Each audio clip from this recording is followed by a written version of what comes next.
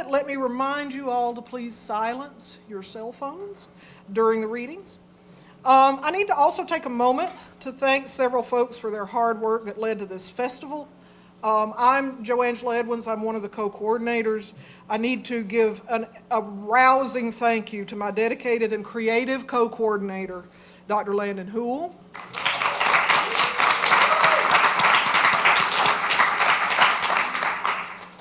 A committee of several English department faculty and various staff offices on campus, including the communications office, the media center staff, Aramark staff, staff in purchasing and the bookstore and facilities maintenance, because it takes quite a large village to put on such a lively festival. And of course, we also want to extend a hearty thank you to President Fred Carter for providing funds for the festival and supporting its mission every year, because it was his brainchild 13 years ago.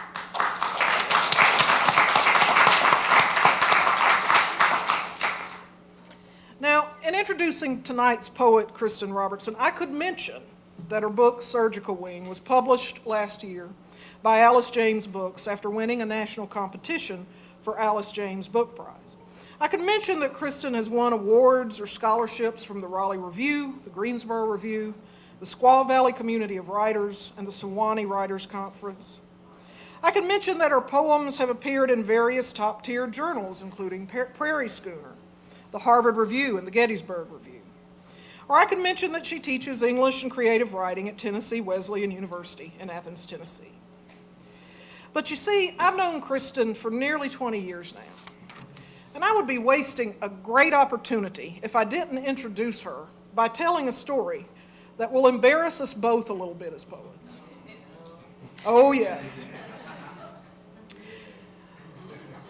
It's not that juicy. I probably oversold it, but nevertheless.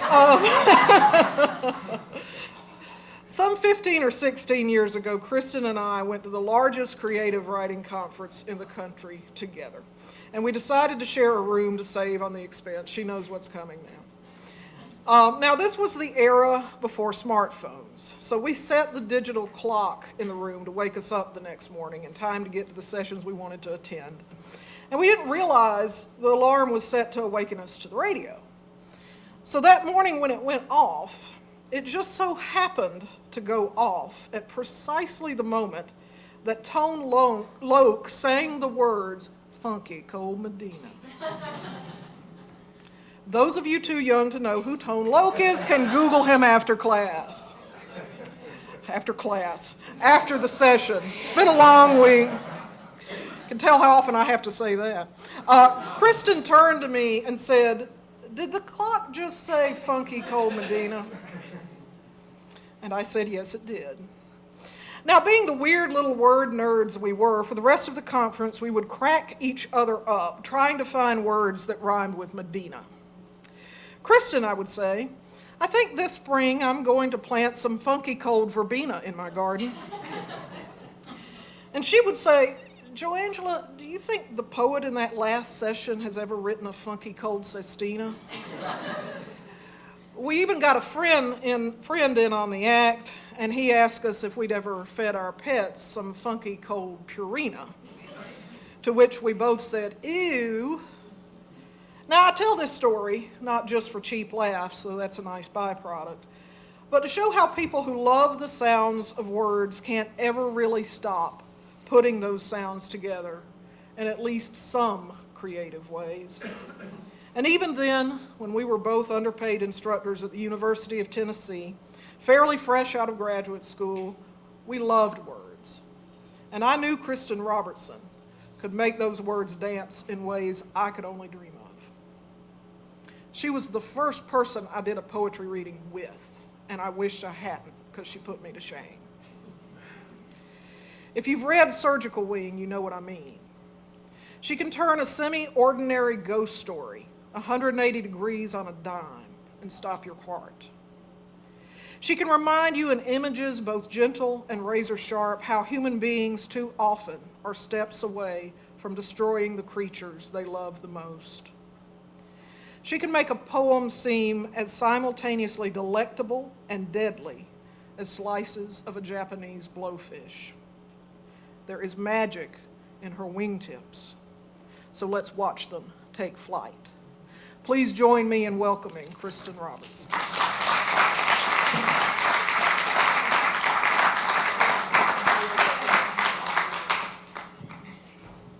Thank you so much. Hi, good evening. Thank you so much for being here. Thank you to Marion University. I know I've spoken to the other authors here tonight, and this has just been really incredible, this whole festival. Thank you to President Carter and to Landon Huell, and of course, Joangela Edwins, and to Adrian Matika and Margaret Wilkerson Sexton.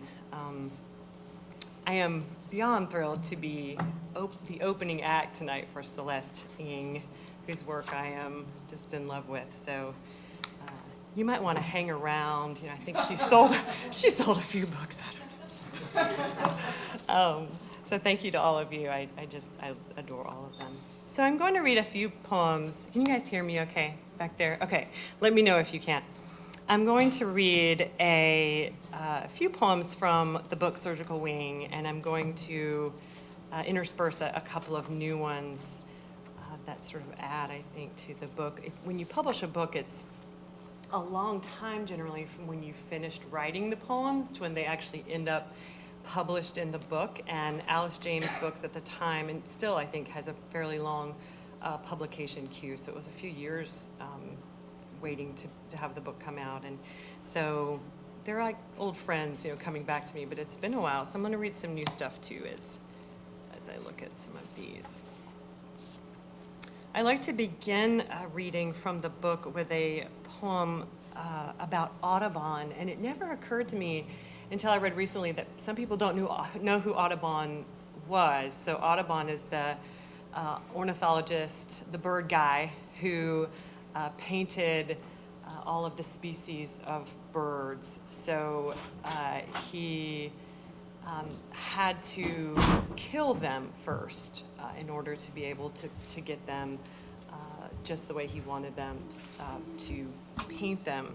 So I started with that image, and then the poem just devolves from there. So I'm going to begin with Audubon ate his birds. And he did. He ate them.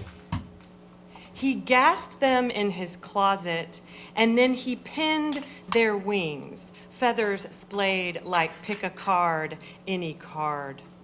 He posed them in plastic trees, and after his brush had cadmiumed the throat of the hummingbird, whitewashed the spoonbill, he roasted and swallowed the loves of his life. Like that boy from school walking his first date to the Golden Gallon. He tied her wrists together with his sweatshirt string when she skipped ahead and tried to run. Or the next one he locked in his basement, singing to her Percy sledge, singing "Hold on to your precious love." In a tight-lidded mason jar, in a Dixie cup with a palm over it, didn't the neighborhood kids smother fireflies one at a time, dying like a turned-down oil lamp? The Duke curtained his first wife, too soon made glad, and once a farm woman, madly in love with a farmer, dropped the rope tied to his waist as she groped through a blizzard to check the horses. Before her boot caught the braid's frayed tip, she imagined him captured forever inside that barn, pitchforking for her any rabid bat, any frenzied sparrow.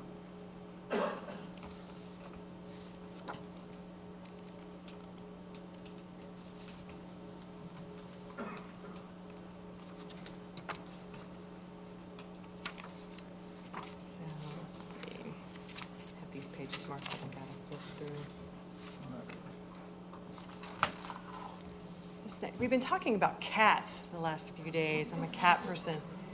And there are cats all over campus. I've only seen a couple, so I'm hoping to see more before I leave. But I am a cat person. My mother used to show cats, and I know a lot of you probably don't know this is a thing. This is a thing. So there are dog shows where the dogs kind of run around, in a circle, and they jump over things and do all these tricks. Well, cats, no, they just sit there. They're like, yeah, give me my ribbon. Cats aren't.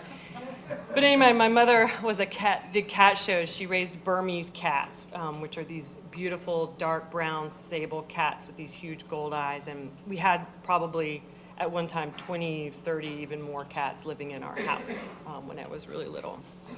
And she would breed them too. So we had a lot of kittens.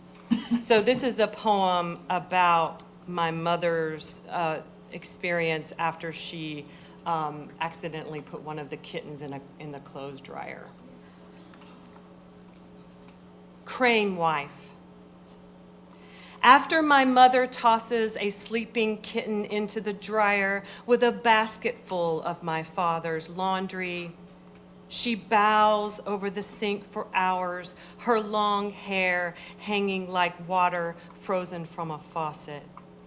She drowns his shirts, twists the bleached sleeves between her raw fists, like the myth of the crane wife curling over a loom, weaving white bolts for her poor husband to sell. When he discovered her, plucking her own feathers to spin into cloth, she flew away. Always we tried to wrangle the newborn kittens, but with paraffin eyes, they wandered under sofas or wood piles, and sometimes we found them dead and piecemeal, the mother cat leaving only what she couldn't swallow. At nightfall, resisting our pleas for red apples, she'd be forced to core and portion with a knife. My mother piles the still pink-tinged shirts onto the front lawn. As headlights flood the driveway, she slips her arms inside shirt tails, an origami wingspan, answering wind, answering the whooping calls.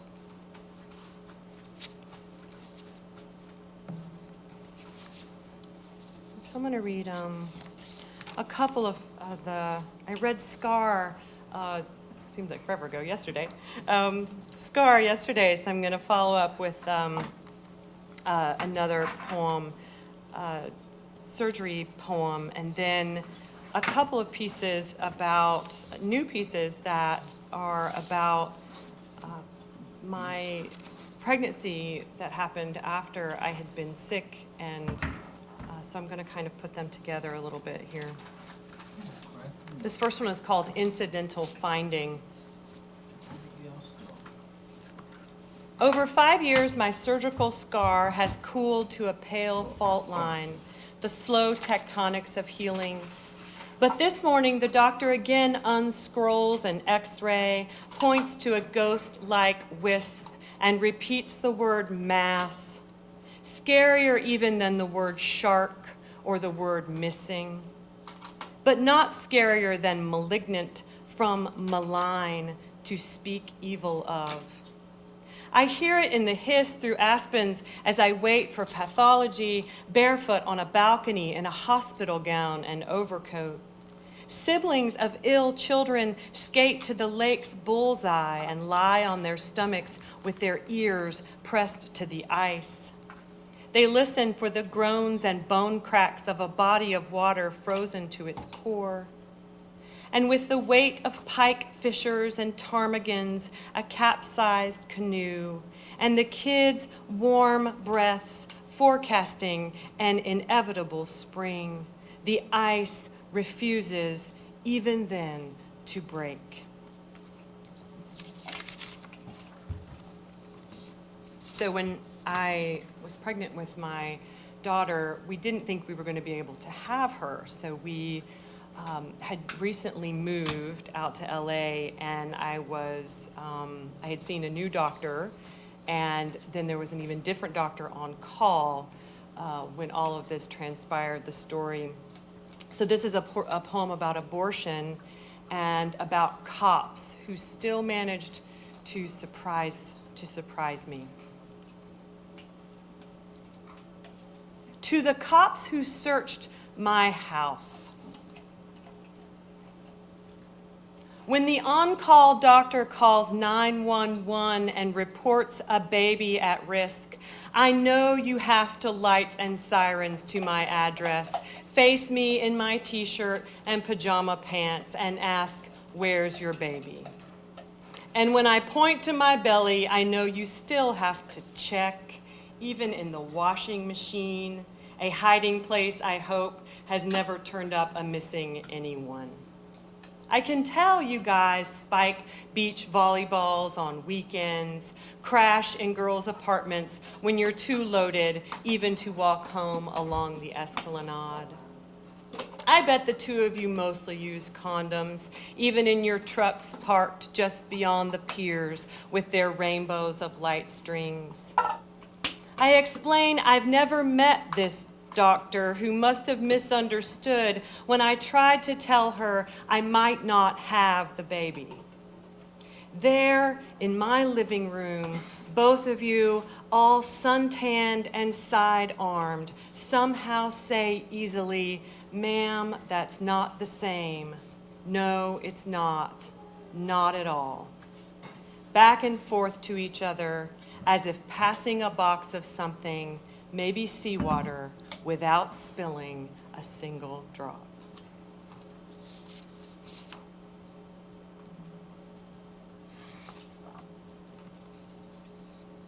Oh, I have to read this one because I was talking about this earlier to the students. I don't know if any of the students from earlier today were here, but I'm going to share this one just because of the ending. Watching my time. So after we found out that my daughter and I were both going to make it, I was very terrified. I had no other children, so the terror kicked in and the panic of having a kid. Because if you have children, you're like, oh, I'm actually going to have a kid. So I just kept having these dreams and thinking I was unworthy as a parent, as you do. I was like, I can't do this. So I wrote a poem for her. This is the only poem I've ever written for my kid. It's called Poem for My Unborn Daughter. Months now I've handed you over in my dreams to the tall, strange man on the subway platform, to nuns, to the firefighter backing down the ladder, to the masked surgeon, the strongest swimmer. From evildoers, I've hidden you on the top shelf inside a lidless piece of crockery. My wherewithal to stash you places never runs out. You fit inside the air duct at the Cascade Inn, which shares with Food City a parking lot taped off for the bald eagle, her nest a crown of thorns for the aisle 6 street lamp. I've weighted down a duffel bag with your anchor body, your anvil body. Instinct it is, above all else, to save. When a lab rat's given a choice to eat chocolate or free another trapped rat, a stranger it's never seen before, it will, every time, again and again, lift the door. I have sewn you pinch by pinch into my suitcase like a kilo of cocaine, mixed you into suet for grackles to smear onto their asphalt rainbow wings. Away from me, I've winnowed you like grain. Tonight, I whisper to you, please drink, as I flag down a river-bound springbok. Springbok is an antelope, this beautiful antelope.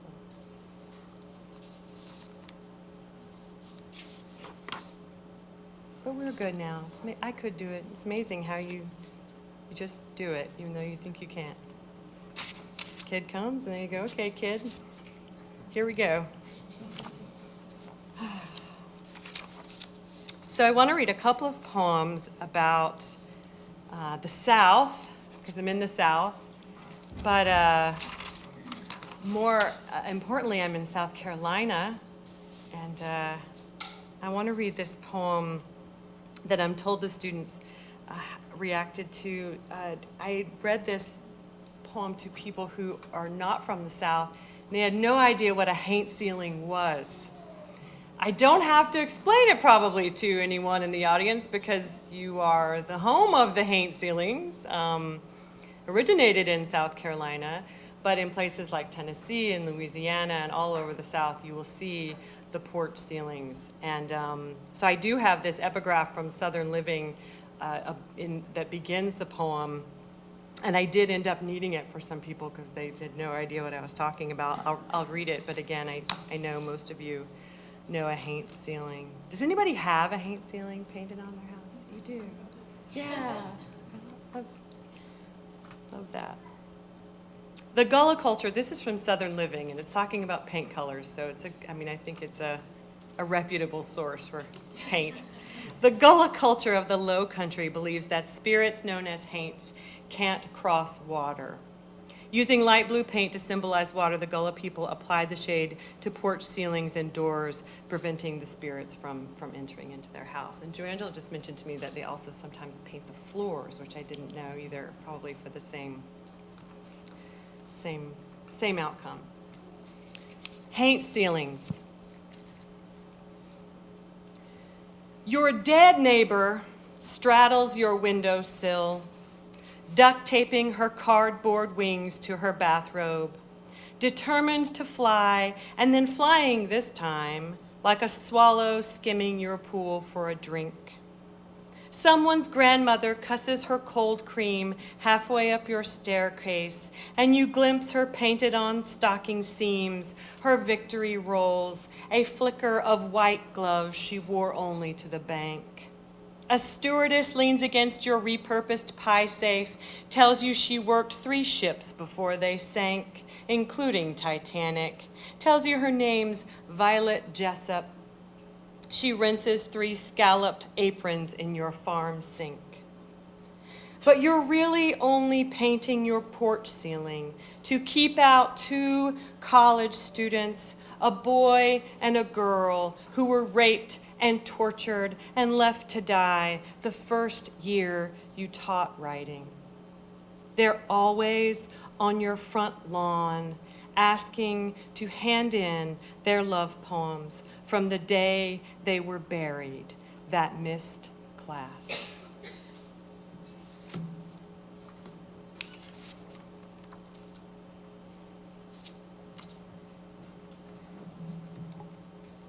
All right, I'm going to read a new poem, another new one. So this is another Southern poem. Anybody have bottle trees? I know what bottle trees are. Yeah, bottle trees are everywhere down here. So this is about a bottle tree. It's also about an ex-boyfriend of mine who used to run a pet crematorium. True. It's a true story. So it went south really quickly. So this story is about my bottle tree and about a guy who I'm obviously no longer with. Bottle tree. My tree bloomed its first bottle the night the guy I used to love abandoned a dead dog. The South is crazy with these trees, supposed to keep away lost spirits. He owned a pet crematorium, and when he couldn't pay the electric bill, he drove his work truck laden with lawn bags outside town, stopped every 100 yards. With each cut of the engine, he jerry-rigged a kind of lamentation, earth to earth, and as he lifted the bodies, a laying on of hands. By the night of my ex's arrest, my tree chimed with over 100. What's a compendium of bottles? A wonderment? A confusion? I imagine the last Cabernet glinted for a lab pit mix named Hosanna. In the highest branch, the wind ceased at last, and all at once to howl. Okay, I'm watching my time here. Let's see. I'm gonna skip that one and see where I am.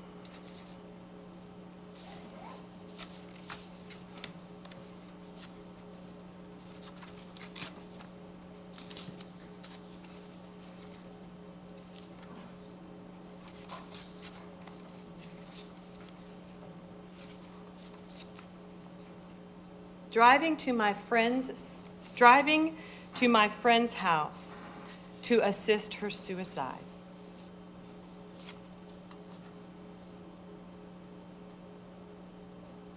The two of us have a plan and a mixtape from 5th grade, the year we hid marbles under our tongues.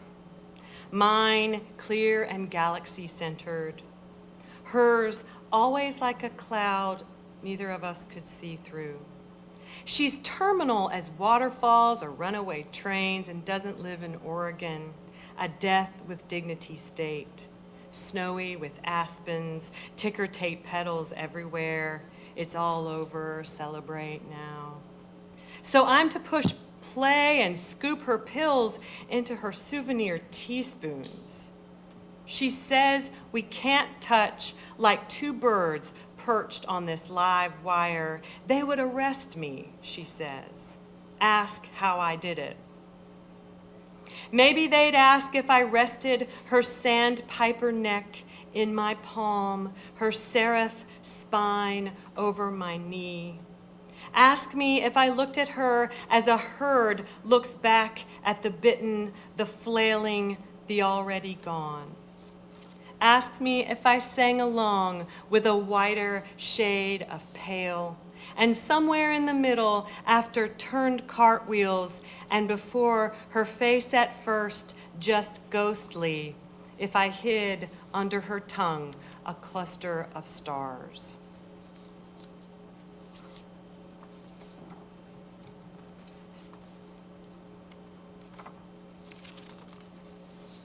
Sorry, I warned some of you guys this morning. A lot of these are kind of dark poems. I'm going to go ahead and read this one. I was going to read this one this morning, but I think I'm going to do it now. I just found it. I have a poem called Love Letter to Airbag. I think I'm just going to do this quick little guy. I know I need to wrap it up here.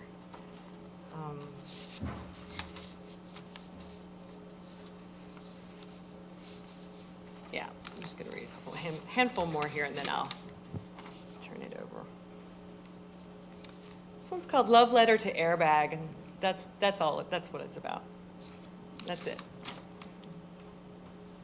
Heavy geode, a Smithsonian docent somehow offers me, and I cradle it while around me my classmates radiate, use words like brilliantist and sparklinger. Or the heirloom tomato at the market against my hand, the heat layered with Augusts. And the person for whom I will fall walks up, takes my wrists and says, I grew that.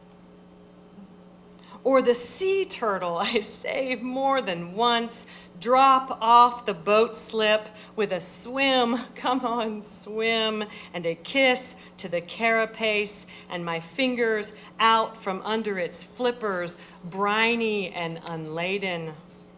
To you, this is my head. Love Letter to Airbag. Ever pass those airbags on these horrible wrecks, and you think, and they've gotten a bad rap lately. The airbags are not doing so well with all the recalls and everything. Give them a little shout out. All right, so I'm gonna do a couple more, and then I have two new ones, and then one more, so 3 more poems, and then I'm gonna turn it over to Joangela here. So I lost my uncle very recently, and so I'm going to read a couple of poems about my uncle and then one more out of the book. We're in the South, and there is a beach party down in Alabama called the Mullet Toss. Anybody ever heard of the mullet? Okay, I love that some of you guys know the Mullet Toss. So you'll learn about the Mullet Toss in the poem, but basically, you're throwing dead fish across the state line from Alabama. Let me back up. First of all, you're really drunk throwing dead fish from Alabama across to Florida. So my brother and my uncle used to go down to the Mullet Toss, so that's the title of the poem, and the brief epigraph. Gulf Coast's greatest beach party. Nightfall, and Matt tries to make it back to the RV, slows up when sand turns to gravel and slumps onto the beer cooler he's been dragging like an adolescent pit bull. As fishing line tethered toy sharks circle his Panama hat, Uncle Jim says, "Yeah, you're done." The tumor that'll kill him in 6 months already glimmers inside his bile duct like one in thousands of stars above the ocean. And this handful of men of a certain age wandering somewhere between legendary beach party and the parking lot. Hours ago, they paid $15 to underhand pitch dead fish over the state line, Alabama to Florida, to applause, to the winner's bracket for a ray-finned trophy. But now, as crowds scatter and strung-up light bulbs dim one by one with each round of the corner, they hear the whir of the if-only seawater again, this intertidal zone, and the guys wade there a while. But soon bikini-clad girls breeze in, including Miss Mullet Toss herself, and the cooler opens to make one more go of it. Matt on his feet, and no one is 60 or 40 or 20. With the end of the light, and then the end of even that light, no one is drunk or stumbling, lost or sunburned, beautiful or sick. No one worries if morning will come or in what state.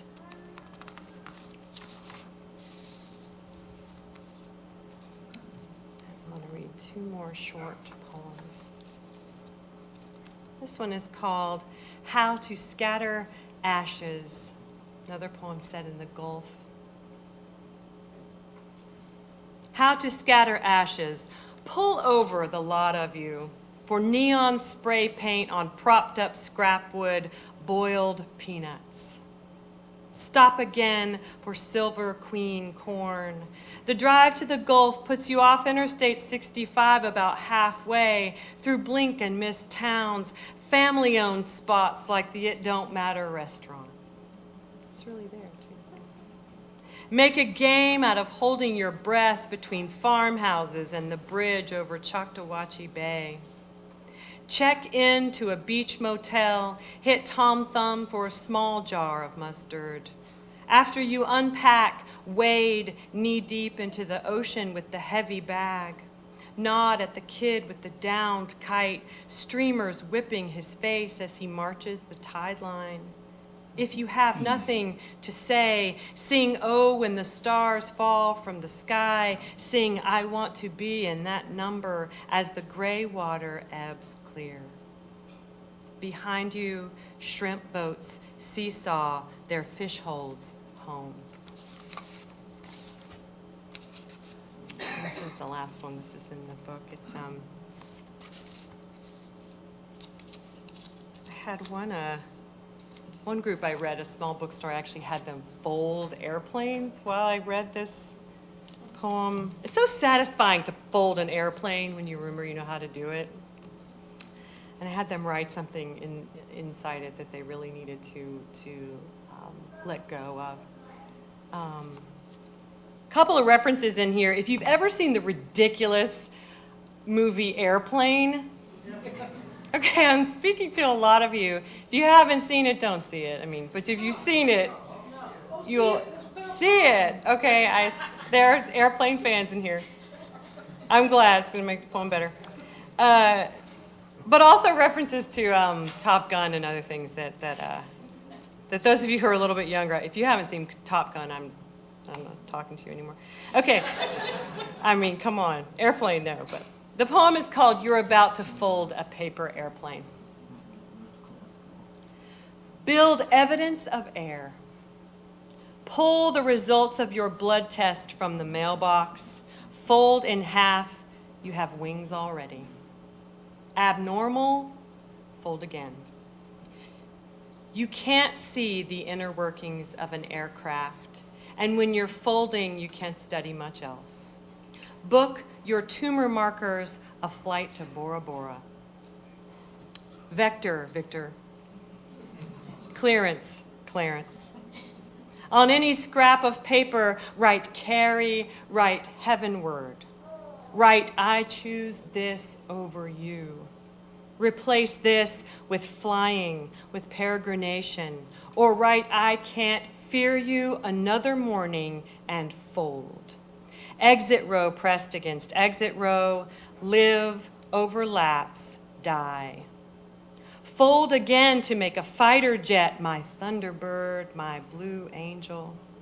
Whisper, that's right, Iceman, I am dangerous. Now it's in your hands like a wished-on crane, saving your uncle from a cancer, lifting your sister from a well. Right inside the crease, the cockpit, all my fury and fold. Now you can go on and get serious living. Roger, Roger. Thank you so much for having me. Thank you. Thank you very much. We have time for a couple of questions.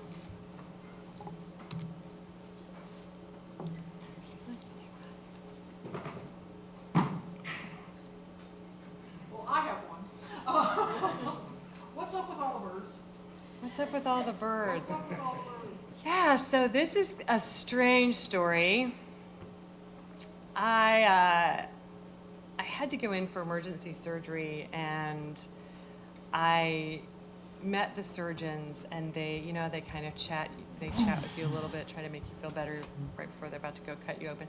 So anyway, they were talking about their what they were going to do on the weekend, and they were bird watchers. And I didn't know a lot about bird watching. I know a lot more now because I read about it, but at the time. So these surgeons go on the weekends, they go bird watching, and then they come in on Mondays, and they talk about their life birds and things they might have seen. A life bird is like one of the birds that you want to check off, tick, they call it, off your list. And so they talk about the birds that they've seen when they go. They'd go to Arkansas and all these places. And so anyway, I imagined I was going into surgery, and I was lying there, and they were going to cut me open, and I thought, they're going to talk, I know what they're going to talk about while I am there on the operating table. And so I just started writing these poems, and I was writing the poems about the hospital experience and the surgery, and then also the poems in there. If you've seen the book, there are also poems that are just about the birds, but the birds come in in all these different ways, and there's also a love story in the book and other things. But so I was writing the book just at the time that the put a bird on it thing, everyone was making fun. Yeah, so this is when I was writing and sending the book out, and I thought, well, I can't change it now. So I sent it out anyway, and fortunately got it picked up. But I just embraced it, and I think one of the lessons there for me is, you got to write about the ocean and the moon and the birds, and just go ahead and write about the subjects that you think you can't write about anymore. Just write about what moves you, and don't worry so much about whether or not you can still write about it. I wrote a whole bird book in couplets, and everybody's writing in couplets, and it makes jokes about, oh no, another bird in a book and that sort of thing. So yeah, it's sort of the strange, slightly grotesque story about my birds. Hi. Hey, hi. Earlier today you talked about when it's time, when you feel it's time ready to let go of your work and to put it out in the universe. And I was curious to know, with this piece of writing, because sometimes you create a title and that fuels your creativity. So I was curious to know, had you arrived at the title of Surgical Wing first, or that you've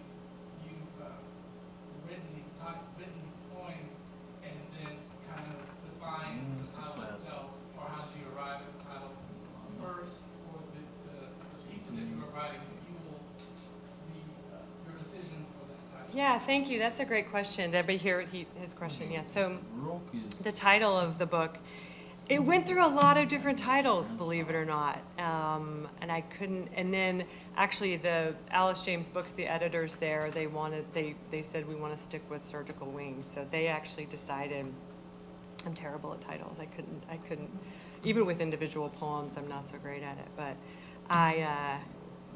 so the title came very, very late. It came right at the end. We committed to it. What I did write after a lot of the book was written were those sections on the Human Wings poem. So those section breaks where the persona pieces I've mentioned about the humans, they're a weird little set of poems. I mean, being honest, they're sort of strange. I remember Adrian saying last night he has no idea I don't know what they're doing. I don't know about them, but I kind of like them, so I stuck them in there. But they came very late in the process, but everything else was just, over time and just sort of gathered everything up. And just really honestly, by coincidence, a lot of it kind of came together under this idea. Thank you, that's a good question. Maybe one more? Yes, sir. President. Yes. I'm wondering in the references to cultural signals in your poems, when you see these things or you experience these things, you know you're going to use them, and they become symbols in the poem, or do you let them stew around a while? Thank you. That's a great question. I think they stew around, I was talking to the students. Like boiled peanuts? Yeah, exactly. You like boiled, you like them? I would say so. You love them? That would be right. Yeah, they're strange. They're weird. You have to really be from that part of the country to get it. You guys ever had boiled peanuts? Oh, gosh. That's the best ones. Yeah. Talking about turtles and talking about, a lot of these expressions. Our current poet, Joangela Edmonds, includes a lot of these cultural signals, Uh-huh. which are endemic to wherever you are. Right. And so, Yeah. it seems to me, in the divided town we seem to be living in, those would be touchstones. If someone could, I don't know, people go to the store and buy, a bookstore and buy a book of poems. I'm guilty, I don't know when I'm home. I steal them out of guns and gardens. But, it seems to me that we're missing out on the things that make us common and yet unique. Is that sort of what you're trying to do? Yes, actually, yeah. We touched on that just briefly about, how some of these cultural references, as you say, really are part of what makes us human and brings us all together that way. And it's so fun to have people identify with this, and this is their lives. And some of my students back at school they're arguing poetry is dead, and yet they come up and they say, "This is just like my brother." I read a poem to them about these two guys fighting. They're like, "Oh, I did this when I was younger with my brother," and I'm thinking, that's a lot of what poetry can do. How can it be dead if it's doing this for you? And you shared this poem with your friend. And anyway, so I was talking to the students here earlier about how you jot down things, as you're living your life. And I said I just use the notes thing on my phone, and they were all nodding that they do that too. It's like the technology age. Being a writer, you just jot things down in your phone even as you go, and then all the things just end up, you just have these notebooks of random things that end up coming back. But in poems like Mullet Toss and others, they sort of, they invite those references too. They sort of write themselves a little bit. Thank you for that question. I really appreciate the opportunity. And thank you all for being here. Again, it's lovely to be opening for you guys tonight. Thanks. Thank you so much.